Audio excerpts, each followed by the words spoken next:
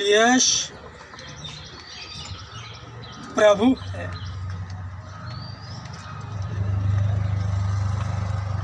यश परमेश्वर का पुत्र है।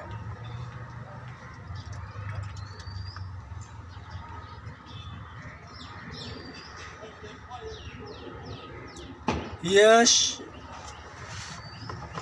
प्रभु है।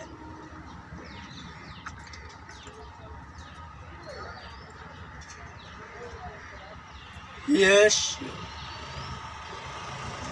परमेश्वर का पुत्र है। हे जाति जाति के लोगों, यहोवा राजा हुआ है। यहोवा राजा हुआ है।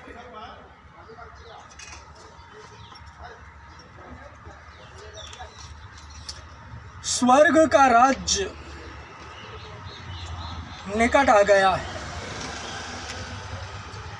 मैंने कहा स्वर्ग का राज्य निकट आ गया है।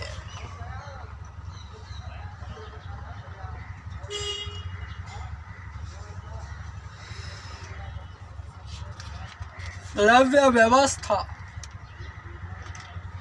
अध्याय 19 वचन 11 और 12। तुम चोरी न करना और एक दूसरे से न तो कपट करना और न झूठ बोलना। तुम मेरे नाम की झूठी शपथ खा के अपने परमेश्वर का नाम अपवित्र न ठहराना। मैं यहोवा हूँ।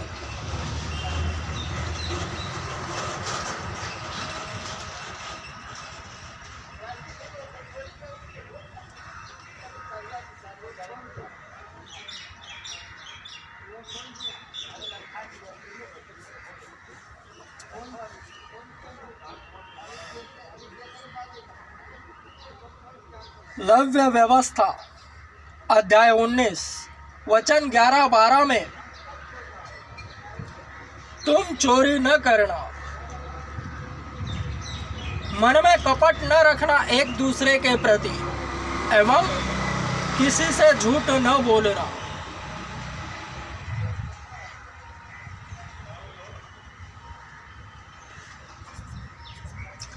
वचन ऐसा क्यों कहता है? क्योंकि ऐसा होता है, इसलिए वैसा न हो वचन कह रहा है। जिसके कान हो वे ध्यान से सुने।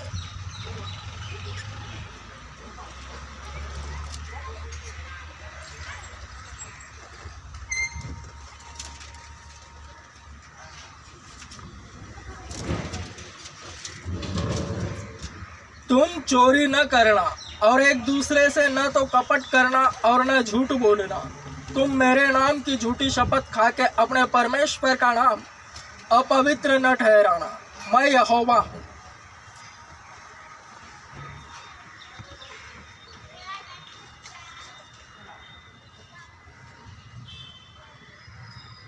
दो नियम है, पुराना नवा। पुराना नियम मसीह के आने से पहले का है और नवा नियम मसीह के आने के बाद का है।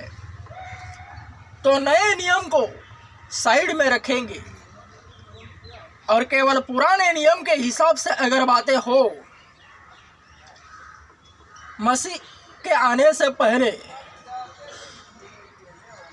वचन मिलने से पहले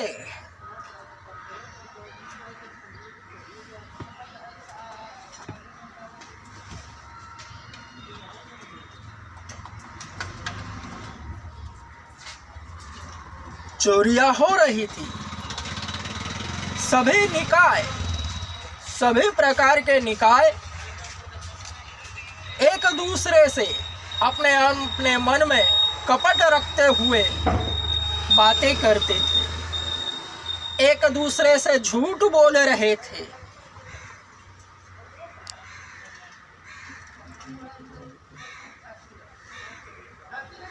ऐसा हो रहा था। क्यों ऐसा हो रहा था? क्योंकि आदम के जरिए पाप ने जन्म लिया।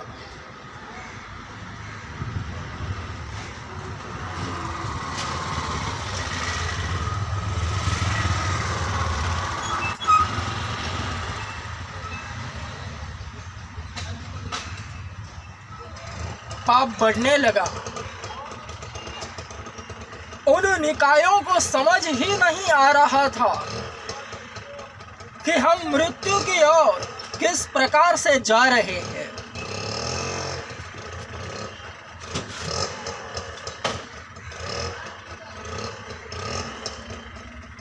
चोरियां तो हो रही है, झूठ भी बोल रहे हैं, एक दूसरे के प्रति मन में कपट रखते हुए व्यवहार हो रहा है।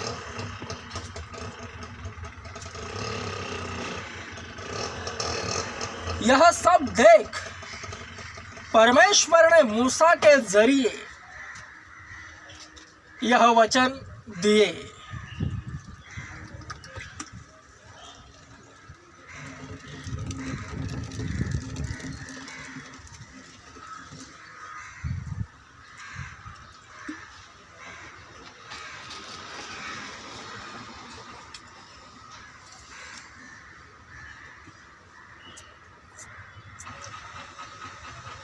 जब पता ही नहीं कि चोरी असल में है क्या, झूठ बोलना असल में है क्या, उसका परिणाम क्या है। जब परमेश्वर ने देखा कि यह सब बढ़ रहा है, शैतान सभी निकायों को बहका रहा है, तब उसने आज्ञाओं को जारी किया मूसा के थ्रू। इसलिए वचन कह रहा है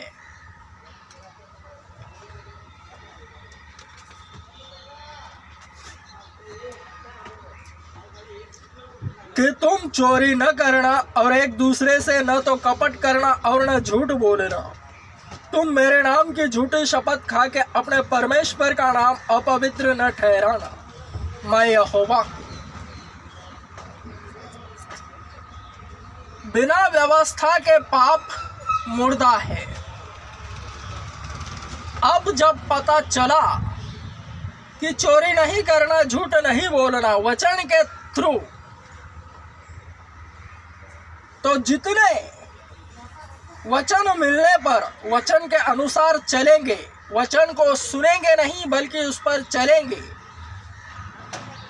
तो वे पवित्रता और आचरण के सुंदर नियम में स्वयं को ढाल देंगे और धर्मी बन जाएंगे।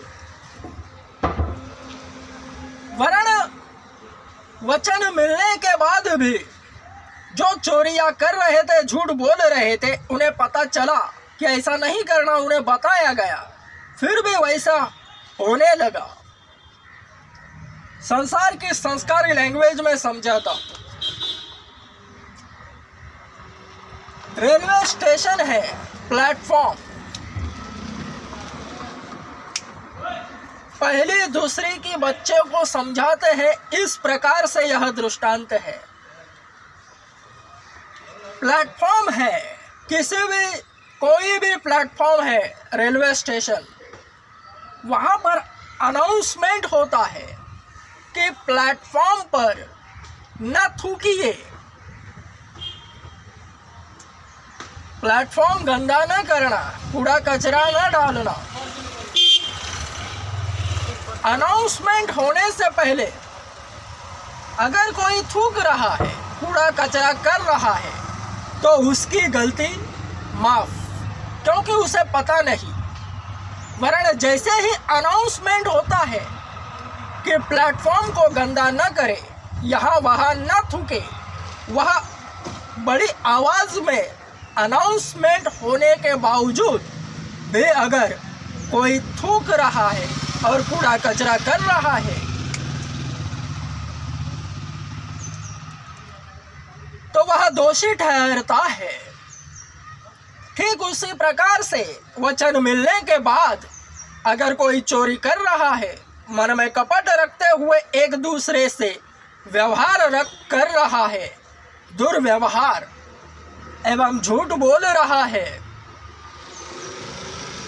तो वह दोषी ठहर रहा है और ऐसे ही पाप बढ़ते गए।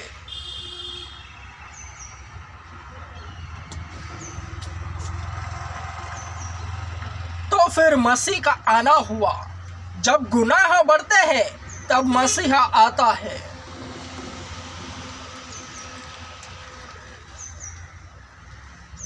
यूहन्ना 3:16 लागू हुआ।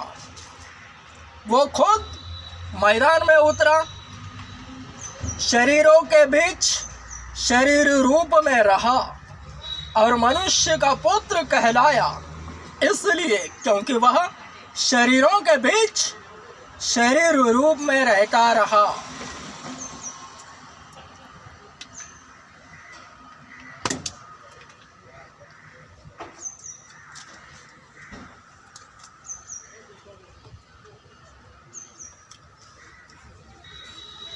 तो मसीह के आने के बाद, मसीह के आने से पहले तो जो पाप से अज्ञात थे, चोरी करना, झूठ बोलना, सब वो सब पता ही नहीं कि क्या है। वरना जब आज्ञा मिली पुराने नियम के तहत, लेव्य व्यवस्था अध्याय 19 वचन 11-12 के तहत आज्ञा मिली, फिर भी चोरी हो रही है, झूठ बोल रहे हैं, एक दूसरे के प्रति मन में कपट रखा जा रहा है, तो वह पाप बढ़ गया। क्योंकि असल मायने में वह पाप है, यह पता चल गया। उस पर पाप का टैग लग गया, वही पाप बढ़ता गया, लीगलाइज हो गया।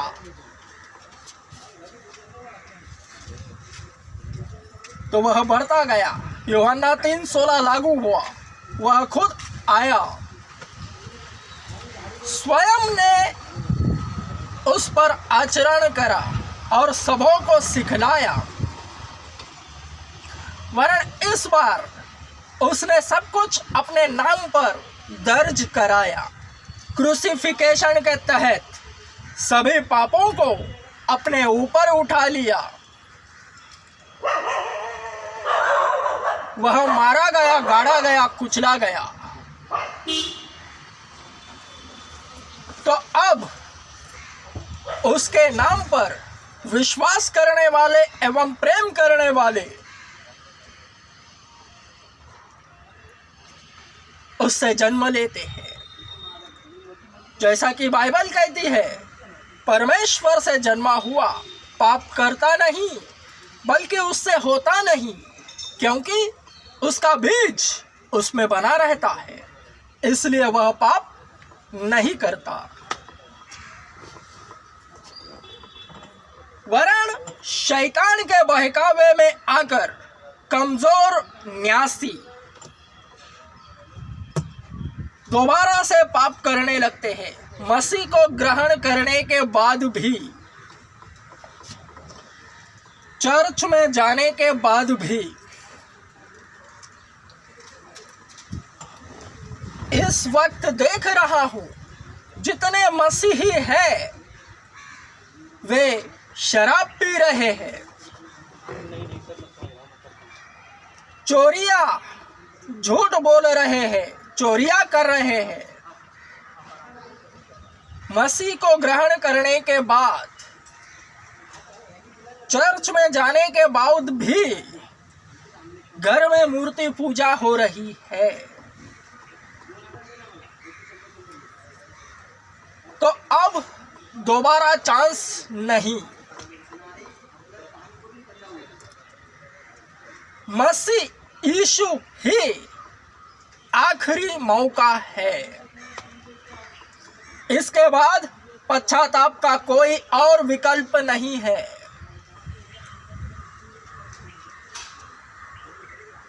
इसे भली बात याद रखना।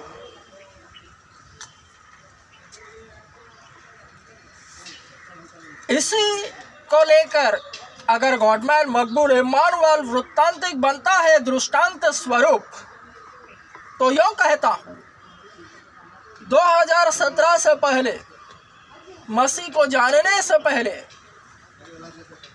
यह क्या है पता ही नहीं था, केवल ऊपरी नाम सुना था जिस तरह से सांसारिक लोग सुनते हैं। यह सब धार्मिक कथाएं हैं, ग्रुप है।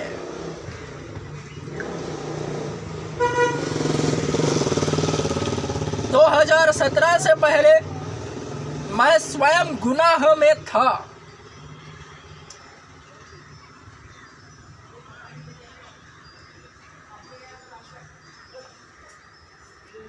गुनाह बढ़ गए, यीशु आया, सुसमाचार सुना, चर्च में गया। चर्च में जाते ही पता चल गया कि यह मसीहा है, यह सब कुछ कर सकता है। उससे प्रेम होने लगा, उस पर विश्वास होने लगा। अपने आप सभी पाप सामने आकर उसे कबूलने लगा। फिर वह मिटते गए, ऐसे मिटते गए मानो जैसे कि वे हुए ही ना हो।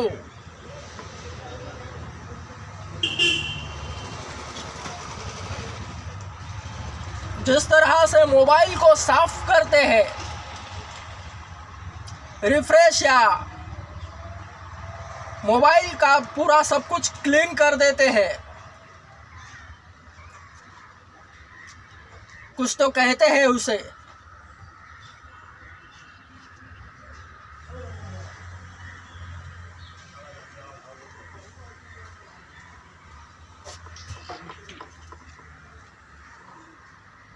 साफ कर देना मोबाइल को पूरी तरह से।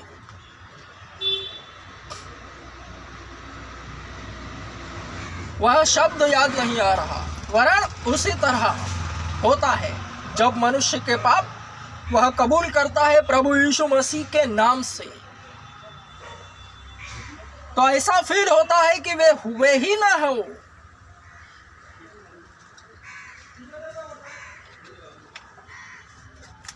तो अब पाप करने की इच्छा ही नहीं हो रही। जैसा कि मसीह है वैसा ही भक्त हो जाता है। जैसा कि वचन कहता है, पवित्र बनो जैसा कि तुम्हारा बुलाने वाला पवित्र है, ठीक उसी तरह पवित्रताई में जीवन व्यतीत हो जाता है। फिर परमेश्वर के सभी योजनाएं उस पर लागू हो जाते हैं, प्रोजेक्ट पर प्रोजेक्ट उसे मिलते रहते हैं।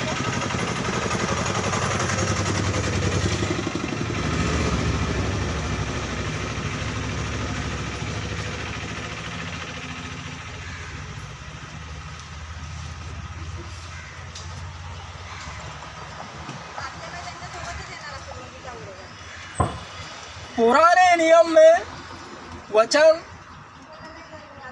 मसीह के बगैर अधूरा का अधूरा ही धरा हुआ है।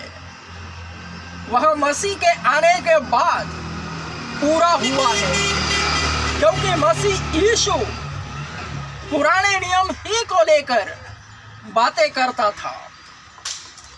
जब मसीह यीशु के मुंह से पुराना नियम स्पष्टित होता गया, तब ही वह पूरा होता गया। इसलिए तो यूहन्ना कहता है अपने पत्री में, तौरा तो मूसा के जरिए जारी हुई, वरन वह ईसा मसीह के जरिए पूरी हुई। लिखा है यूहन्ना अध्याय 1 वचन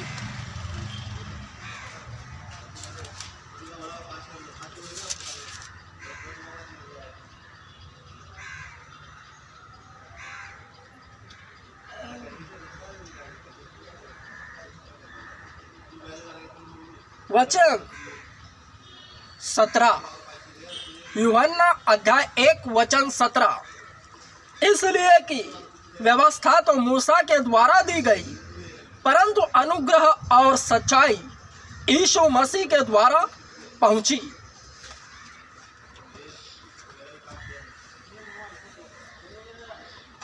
प्रभु यीशु मसीह केवल और केवल पुराने नियम के हवाले ही से बातें करते थे, इसलिए वचन पूरा हुआ।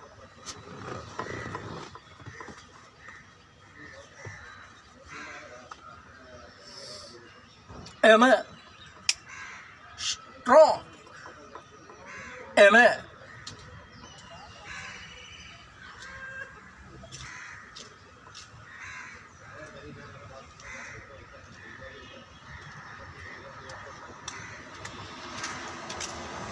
जो मसीह यीशु को पूर्णतः ग्रहण करता है एवं उसी से प्रेम एवं उसी पर मजबूत विश्वास रखता है, वह उस नाम को अपवित्र नहीं ठहराता जिस नाम को अपवित्र ठहराने के लिए कहा गया है।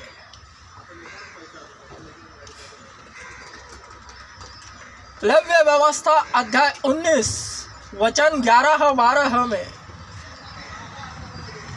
यहोवा का नाम किसी भी प्रकार से अपवित्र न ठहराया जावे। ऐसा ही होता है जब मसीह यीशु को पूर्णतः ग्रहण किया जाता है, तब मसीह यीशु को ग्रहण किए बगैर सभी के सभी इज़राइली वचन के खिलाफत कर चुके। वरन अब जो भी मसीह यीशु को ग्रहण करता है, उसके मुंह से यहोवा का नाम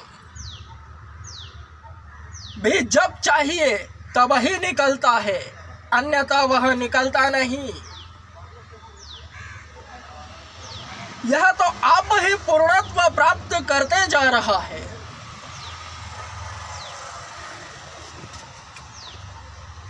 इसे भली बातें याद रखना। आमेन। स्ट्रॉन्ग। आमेन।